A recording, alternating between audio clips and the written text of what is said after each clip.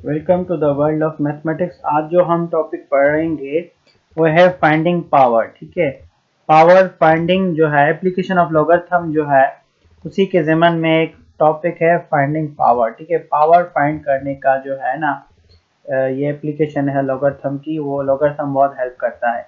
जैसे मैंने आपको स्टार्टिंग वाले लेक्चर में सबसे पहले जो मैंने लेक्चर दिया था उसमें आपको समझाया था कि अगर आपसे कोई पूछे कि 10 रेज़ टू पावर जो है मैं क्या दूं, इट्स 10 रेज़ टू पावर में क्या दूं कि आपके पास क्या आ जाए, 1000 आ जाए, तो आप कहेंगे इट्स वेरी इजी कि 10 के ऊपर अगर पावर 3 दे दें तो आपके पास क्या आ जाता है, 1000 आ जाता है। तो इसका मतलब क्या हुआ, इसका मतलब हुआ एक्स की वैल्यू यहाँ क्या आ गई, 3 आ गई। लेकिन अगर आपसे कोई पूछे कि 10 के ऊपर मैं क्या पावर दूं, ठीक है, 10 के ऊपर मैं क्या पावर दूं कि आपके पास 7 आ जाए, तो this is very difficult to think about it. ठीक है, तो यहाँ हम जो है कैसे सॉल्व करेंगे, इसके लिए हम यहाँ लॉगरिथम इस्तेमाल करेंगे, taking common logarithm both side हम जो है कॉमन लॉगरिथम लेंगे। देखिए लेफ्ट हैंड साइड भी और राइट हैंड साइड भी हम क्या लेंगे, कॉमन लॉगरिथम लेंगे। You know very well the using the third law of logarithm.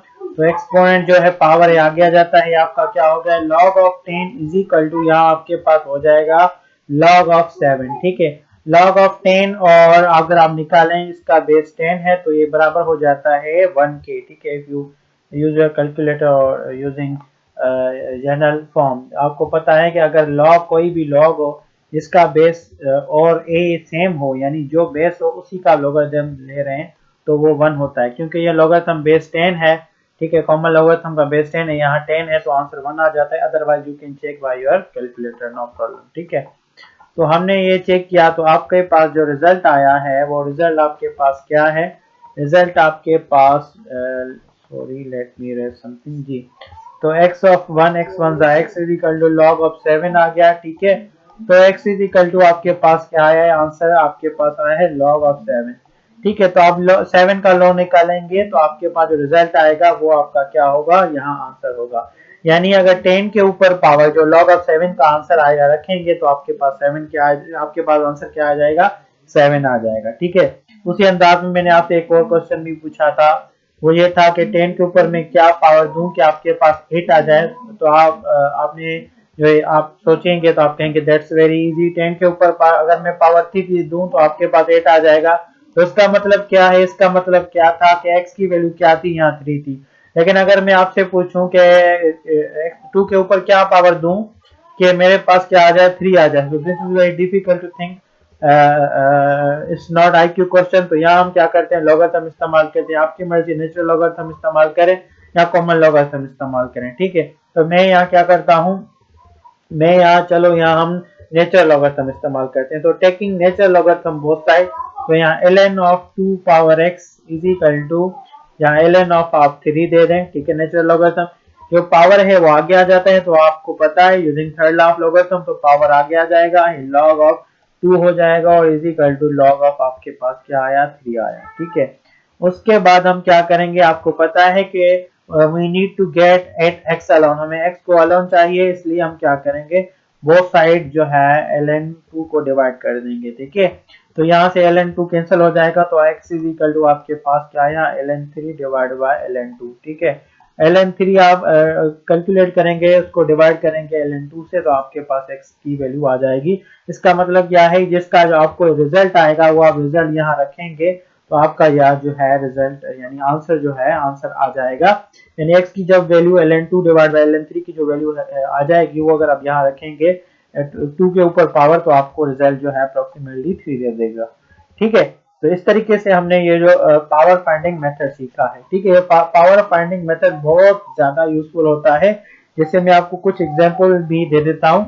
ठीक है, उसी जमन में जैसे फॉर एग्जांपल अगर हमारे पास ऐसे जैसे कंपाउंडिंग इंटरेस्ट के कुछ जैसे क्वेश्चन का फार्मूला लिख रहा हूँ, A is equal to P time 1 plus R upon N whole raise to the power N T. ठीक है, ये आपका कंपाउंडिंग इंटरेस्ट का फार्मूला है। ठीक है, देखिए ये क्या होता है, आपका टोटल अमाउंट होता है। टोटल अमाउंट यानी जब आपका इंटरेस्ट जो है और आपका प्रिंसिपल दोनों की जब वैल्यू जमा हो जाती है, तो इन द एंड जब आप जब बैंक में जमा कराते हैं, तो इन द एंड जब आपको जो है टोटल वैल्यू मिलती है, यानी डबल होके या कुछ उसमें इंटरेस्ट ऐड होके, तो आपको क्या कहलाता है, टोटल अमाउंट। ठीक है, ये प्रिंसिपल अमाउंट है जो आपने स्टार्टिंग में बैंक में जमा करवाया था।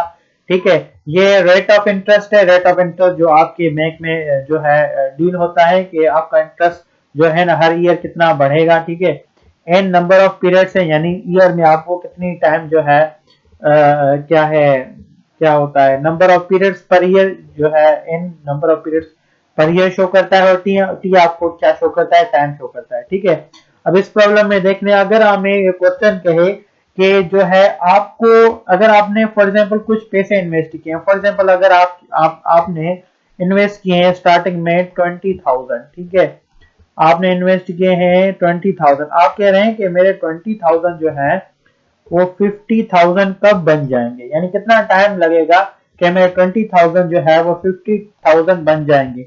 और फॉर एग्जांपल आपके और बैंक में जो इंटरेस्ट जो है वो डील हुआ है वो है 12%, तो इसको लिखेंगे 12%, आपका आर हो जाएगा 0.12 हो जाएगा। एंड जो नंबर ऑफ पीरियड्स है यानी वो है 12। ठीक है, यानी हम 1 ईयर में 12 मंथ होते हैं, सपोज करें every month our number of periods हैं एवरी मंथ, यहाँ 12 टी दे देंगे। ठीक है, अगर आप इसको सिंप्लीफाई करना चाहें तो इन द एंड जो है आप किस नतीजे पे पहुंचेंगे कि आप जो है इसकी कैलकुलेशन में आपको सिंप्लीफिकेशन नहीं करा रहा, you can do it by easily. मैं आपको जस्ट जनरल आइडिया दे रहा हूं, तो आपके पास यहाँ बचेगा 2.5 इज इक्वल टू, और यहाँ आपके पास बचेगा कि आपके पास बचेगा 1 प्लस, यानी आपके पास 1.01 10⁻12t बचेगा। ठीक है, तो जब आप इसकी कैलकुलेशन करेंगे आपके पास कोई ना कोई रिजल्ट आ जाएगा। हेयर आई मीन यहाँ देखिए मैथमेटिकली आप मैथमेटिशियंस ये सोचते हैं कि आपके पास 1.02 के ऊपर पावर 12t है, टी की क्या वैल्यू रखूं मैं कि 2.5 आ जाए। For mathematician this is a question. ठीक है, मैथमेटिशियन के लिए सिर्फ एक ये अलजेब्रा के टाइप के क्वेश्चन है जिसको उन्होंने सॉल्व करना है। ठीक है, तो इस किस्म के बहुत सारे क्वेश्चन जो है हमारे रियल लाइफ में जो है आती हैं जिनको हमें सॉल्व करना पड़ता है। ठीक है, तो यहाँ भी हम बहुत सारे लॉगरिथम लगा के इसको सॉल्व कर सकते हैं इजीली।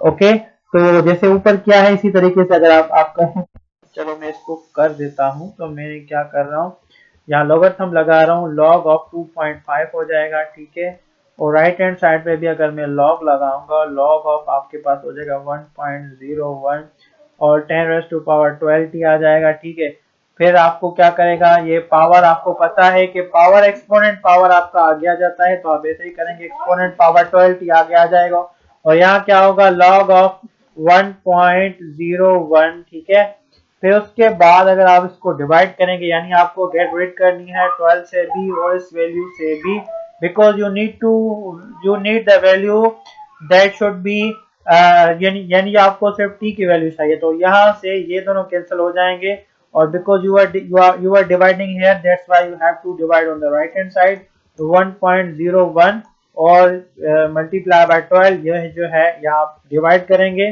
तो आपके पास t जो है उसकी वैल्यू आ जाएगी। t की वैल्यू कब आएगी, जब आप log 2.5 जो है इससे डिवाइड करेंगे, क्या इसको मैं लिख लेता हूँ 12 और log ऑफ 1.01, जब इसकी आप कैलकुलेशन करेंगे आपका रिजल्ट यहाँ जो है आ जाएगा। आपको पता चल जाएगा कितने जो है ईयर के बाद जो है उनका जो है 20,000 जो है वो 50,000 में कन्वर्ट हो जाएगा, जब रेट ऑफ इंटरेस्ट उनका क्या है 0.06। तो ऐसे बहुत सारे प्रॉब्लम है जिसमें कैलकुलेशन जो है करने में हमें जो है ये लॉगरिथम इस्तेमाल करना पड़ता है। ठीक है, और उसके अलावा एक दो और भी क्वेश्चन थे, if I could find them, yes where are they, well I think they are enough for today. ठीक है, इस किस्म के बहुत सारे क्वेश्चन हैं जिनको जो है सॉल्व करने के लिए हमें जो है पावर इस्तेमाल करना पड़ता है। एक आपका कंपाउंड इंटरेस्ट होता है, कंपाउंड इंटरेस्ट जो कंटिन्यूस होता है उसका फार्मूला इज इक्वल टू